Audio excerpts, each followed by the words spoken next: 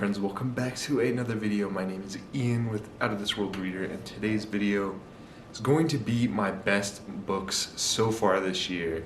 I know it's not halfway through the year, but I really wanted to kind of focus in on these last couple months that have just been so great, and I really want to kind of praise these books that I've loved before I completely forget about them. And I think that most of these on the list will kind of make their way onto kind of the top 10 of the year.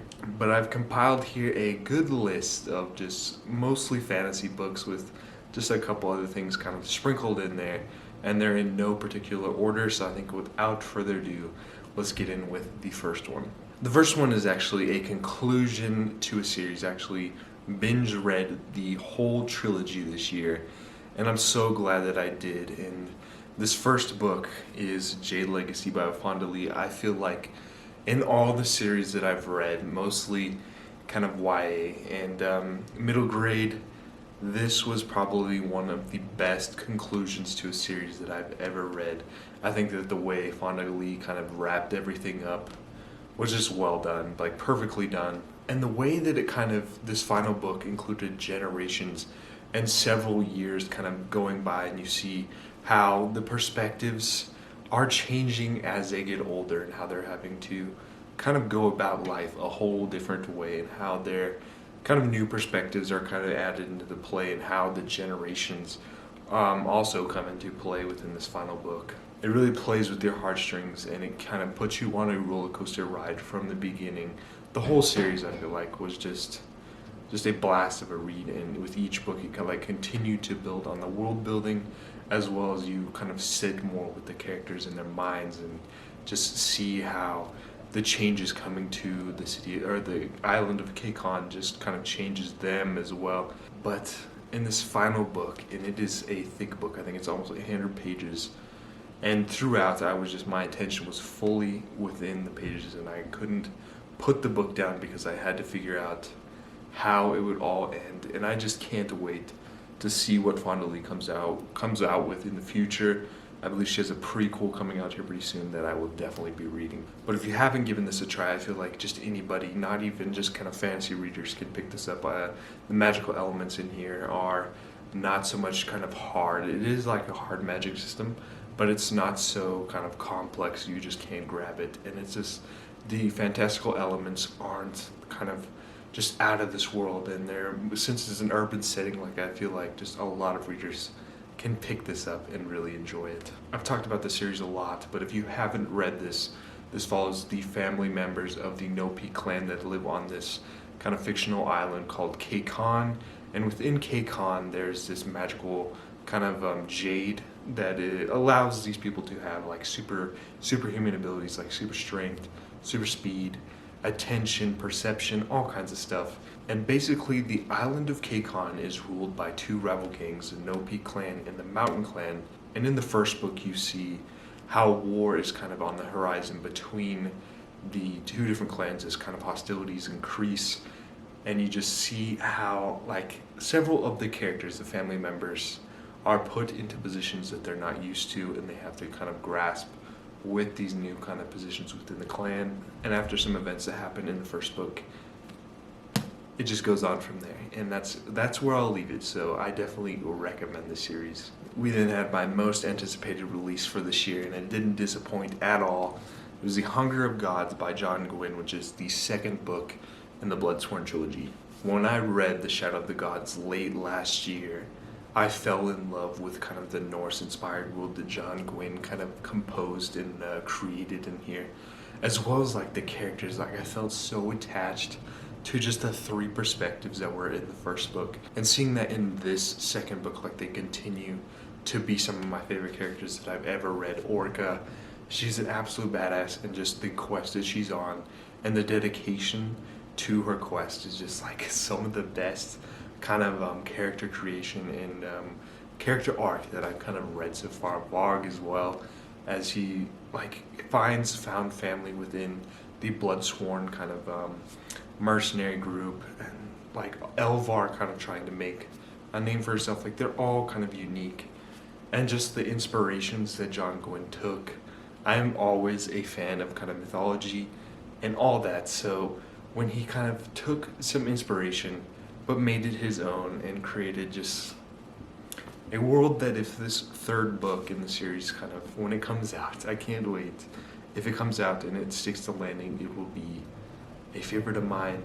It might be my all-time favorite series. But I just can't wait to check out more by John Glenn. I really need to start Malice here pretty soon and binge that whole series, because I don't know what to do until this final book comes out. I talked about this a lot on my channel, a lot, but if you haven't heard of it, in the first book you follow 3 different perspectives. You follow Varg, who's a thrall, who's kind of been on the run, and he's on the quest to find out how his sister died, and he wants to figure out who her killers were so that he can kind of get revenge on them. But he finds himself in this kind of trial for the blood-sworn kind of mercenary band, and he finds some family with them, and then you continue to see him kind of learn more about himself, which is really cool, as well as kind of form bonds within the other kind of members within the kind of band. And then Elvar is kind of like a noblewoman and has like a kind of past within the nobility, but she's within kind of another kind of mercenary band called the Battle Grimm, and she's trying to make a name for herself. And you see her continue to kind of go about the trials and tribulations within kind of the clan or the band, as well as kind of dealing with how her past kind of affects her present. So there's just a lot going on with her, and I love to see more of her kind of in this book. And then the final perspective, which is probably my favorite, was Orca, who is on this perilous quest, and she will stop at nothing to get it done. And I just love seeing her dedication to this, and I just love being in her mind and seeing how she was kind of grappling with what happened, and how she was kind of just stopping at nothing to kind of get it done. And in the second book, she continued to just blow my mind away. And in this third book, I'm actually kind of worried for just all of them. And I hope that it has a happy ending, but probably won't. Switching gears to some sci-fi, actually, this was my first 5 stars of the year. It was I think it was the first book that I read, but that was Skyward by Brandon Sanderson, which is the first book in the Skyward series. I believe there's going to be 4, and there's 3 out.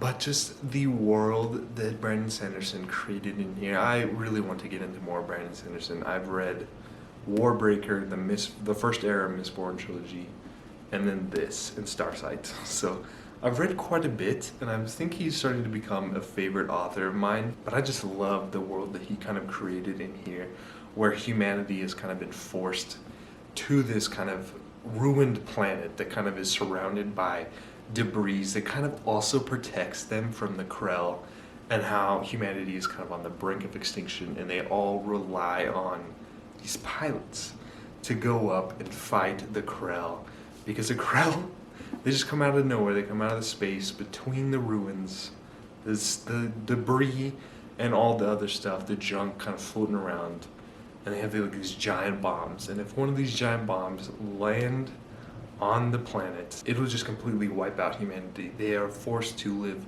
underground because of these bomb attacks.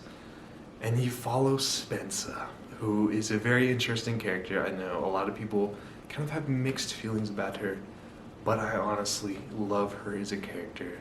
And seeing her grow in this first book was just, it was so good. And then in the second book, she continued to grow a little bit, but I was kind of disappointed by the second book because of, it almost felt like a little bit of a repeat, but I also just enjoyed kind of getting more about this, as well as kind of being more with Spensa. I just love spending time with her. But how Spensa's past kind of affected her as well, similar to kind of Elvar, where her father supposedly fled in one of the kind of tide-changing battles with the Krell. And because of that, her family has kind of been pushed to the side and kind of thrown into the shadow. And she has to kind of claw her way back to get just anything that is offered to her. Like, even when it's kind of offered to her, she still has to kind of prove that she's not like her father. And you see her go from just like this training academy that I loved to going up and making friends and just discovering more about herself. Like, it was just a blast of a read, and I can't wait to continue on with that. I'm currently on the novellas between the Cytonic, and I can't wait to get into them. A genre that I don't usually read from, but I really want to kind of check out more from in the future. And that was Beach Read by Emily Henry. I read People We Meet on Vacation last year. It was one of my favorite reads. I think she's just, her writing style and everything about just like her ideas and like her banter and just everything about her characters I really enjoy. And I think she is like, even though I haven't read much romance, I think she's probably my favorite romance author. I did a whole dedicated reading vlog to this and the Love Hypothesis, so if you do want to check that out, there'll be a link to that above. To be honest, I did enjoy this one more than People We Meet on Vacation because of kind of like the writer's aspect and how they're kind of in the writer's block stage and they're kind of at a rut in their kind of careers. And the whole topic of kind of switching genres and kind of making a bet. And like, I just thought that was so cool, and like, that kind of sounds weird. Cool, I don't know what words to use for romance, kind of discussing romance words, so if you know, let me know, because that's probably sound like fool. But just seeing kind of like the dialogue and banter between Augustus and January, it's just like, it was humorous and it kind of had me laughing out loud. It was quirky. And another thing that I kind of like about Emily Henry, because I'm kind of like a beginner into romance reading, was like the steamy scenes aren't like over the top, and I just loved how kind of the story progressed. It included other things besides just kind of romance. It talked on kind of like loss and just dreams and stuff, so there's just a lot more going on with this that I was really able to kind of connect more with, and it was just a blast of a read, and I would definitely recommend. One book that I don't have with me because I let my sister borrow it and I haven't got it back, so if you're watching this, I want it back. But that was Imaginary Friend by Stephen Chbosky. This was really interesting because Stephen Chbosky was also the author who wrote The Perks of Being a Wallflower. And this is kind of like a little bit of a horror. But if you do like Stranger Things, which I am a big fan of, and I can't wait for the new season to come out, but this kind of takes aspects of that. Like, it almost felt similar to Stranger Things in similar ways, but also felt kind of like The Goonies. And I haven't read the book, but I've seen the movies, and it all kind of felt like those aspects, but just thrown into a different book. And all those things I've really enjoyed. So when you just threw it all together, like, I was almost guaranteed to love it. There were several times where I felt kind of creeped out, and just as it progressed, like, it got more into kind of like the Stranger Things aspects, as well as kind of just learning more about what's going on and how it all kind of connected together, and the way that Stephen Chbosky kind of included several different perspectives and how their viewpoints kind of gave you little clues along the way. And it's a big book, and there was only a couple pages or a couple parts that I felt like could have been cut out, but for the most part, like, all of it was kind of needed to kind of explain everything that's going on and give you the right kind of tools you need to kind of make the kind of judgment on your own. Like, it was just, I listened to it as an audiobook, and I thought the narrator did a fantastic job of doing kind of like the children's perspectives and kind of acting their age. Another thing that I found really well done within this book was the kind of talk about being a mother, and how Christopher's mom, Kate, is just so, like, she does everything for Christopher. She puts him before her, and just like seeing like the heart that she puts into just like making sure that he gets the best that he can, the education she does, just so much for him, and just seeing that from her perspective, as well as kind of with Christopher's and him understanding.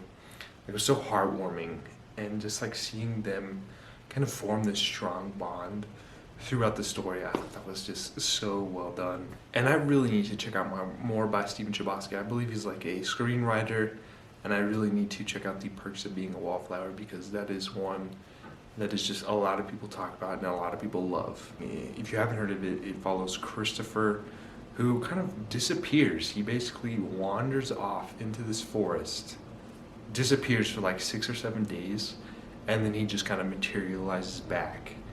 And the town, his mom kind of comes back, but he is just completely changed. And he is on this mission to build the treehouse, a treehouse to kind of like another dimension in sense. And you see, that's all I kind of want to give. But as you kind of, after that point, you start to see how there's something else. Like, there's another thing kind of going on in the background, and if you've kind of read or seen, if you've seen Stranger Things, you might know what I'm talking about. But as you kind of go along in the story, you'll just learn more, and I would definitely recommend it. Another sci-fi dystopia book that I honestly didn't know what to expect of. It was on my most anticipated releases for the first 4 months of the year. I didn't know if I would kind of enjoy it or if it would be up my alley, but I thought, why not? Let's give it a try. My library loan has come in, and let's just give it a try. And it was How High We Go in the Dark by Sequoia Nagamatsu, and this was just crazy. Like, the sci-fi topics that it included was really kind of weird at times and trippy, but it all had like a meaning. Like, we had telepathic pigs, a euthanasian theme park for like children. Like, it all had like various topics of just weird kind of sci-fi topics. But each chapter, it's like a little series of kind of novellas where each chapter kind of focuses on a different aspect of kind of like this global kind of climate plague. And you see different perspectives doing kind of different things in the aftermath of this kind of climate plague, and seeing how as time progressed, each kind of little chapter kind of leads into something else. It kind of sounds similar to Cloud Atlas. I haven't read it, but it kind of sounds similar to that. I did a whole spoiler-free review, so if you want to learn more about kind of my thoughts on that, definitely check it out. But I still gotta go into more. Like, this book honestly changed a lot about my life, like my outlook on a lot of things. It touched on kind of grief and loss, kind of regrets, and just your future. And after kind of reading this book, like, I felt like my eyes were completely opened, and there was just like a lot discussed, and you definitely have to be in kind of the right mindset before picking this up, because it just, like I mentioned, talked about a lot of kind of loss and how it was kind of discussing kind of a climate plague, like with us just coming out of COVID-19. Like, you need to be in the right kind of headspace before picking it up. I mean, several times throughout, I was kind of on the verge of tears or crying because of just how much it discussed. And like, I don't want to go more into it because I feel like it will just kind of give a lot away.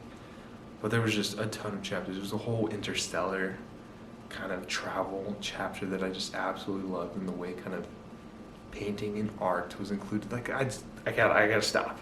And this one, I actually don't think a lot of people have checked out. This one is following kind of like the aftermath of a climate plague. You follow, in the beginning, the first chapter, you kind of follow a climatologist or just a scientist, but he travels to kind of the remote parts of Serbia, where within this cave is like this woman who's kind of been frozen, and within her is kind of like this climate plague, this virus that soon spreads throughout the world. And you just follow just a jump in time with a different perspective and seeing how it kind of connects to something. Like, at some points, like some of the chapters, like, you won't understand how like this kind of adds in, but as Sequoia kind of Nagamatsu kind of gets farther into the novel, you will understand, and by the end, like, you kind of will have a grasp of what went on. I really just want to reread it because I feel like I missed out on a lot, but definitely give it a try. And the last novel that's going to be featured in this list is going to be a book that I just finished yesterday.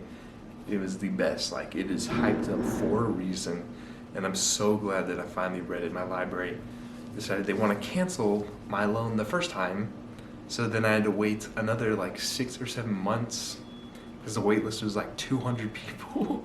So it was finally my turn, and it was The House in the Cerulean Sea by T.J. Klune. You probably heard of this everywhere. I think I was one of the last people to pick this up, but just, it was a blast. Like, the whole time I read it, like, I was laughing out loud. Every time I turned the page, like, I was giggling, or just my heart was kind of the heartstrings were kind of pulled on. It was just like, I really want to reread it already. Several times throughout reading it, like, the children kind of took turns being my favorite, and at the end, they were all my favorite. Like, just getting to know them more, as well as kind of Linus, kind of them rubbing off on Linus and changing him as well. Like, I just loved it so much. It was so good. Lucy was hilarious. Theodore, Chauncey, Sal, they all of them were some of the best kind of children kind of characters that I've ever encountered while reading, as well as kind of like the setting and just like the setup of this department of magical youth, and how Linus is kind of sent to check out this orphanage and kind of make sure the children are kind of living safely and that they're getting the kind of best care that they have. I just really enjoy Linus as a character because he's just dedicated to the children and he will do anything for them. As well as kind of Arthur, who is kind of like the headmaster of this orphanage and kind of looks over the different kind of children that live there, the troubled children. But just seeing what both of those two would just do anything for the children, just the conversations between the children and them kind of interacting with Linus, as well as kind of the other villagers that live off the island back on the kind of the mainland. And like it kicks off from the beginning with kind of grasping your attention and just keeping it throughout the whole way. Like it was just, if you haven't read it, you really need to, because it would completely change your mind. It was just a breath of fresh air from all kind of like the epic fantasy that I've read, and it was just like so lighthearted and just a fun time that I flew through it. And I'm currently reading Under the Whispering Door, and that is just as good as the first one so far. I'm hoping that it continues. But that is going to be all for my list of the best books of the year so far. I have a feeling that some of these will make the top 10 and some of these aren't, because I have a lot of other books that I have a feeling will make the top 10. I've got a lot that I really want to check out, and I can't wait to see what the rest of the year brings. What were your favorite books you've read so far this year? And what are you thinking will be in your top 10 before the year is out? If you did enjoy this video, please consider liking and subscribing so you never miss out on another adventure. But it is time for Ellie to come on here. She's kicking me off the camera and she wants to give you a special message. She first wishes you to have a splendid day, but she also says that adventure is out there. So I'll catch you next time. Bye.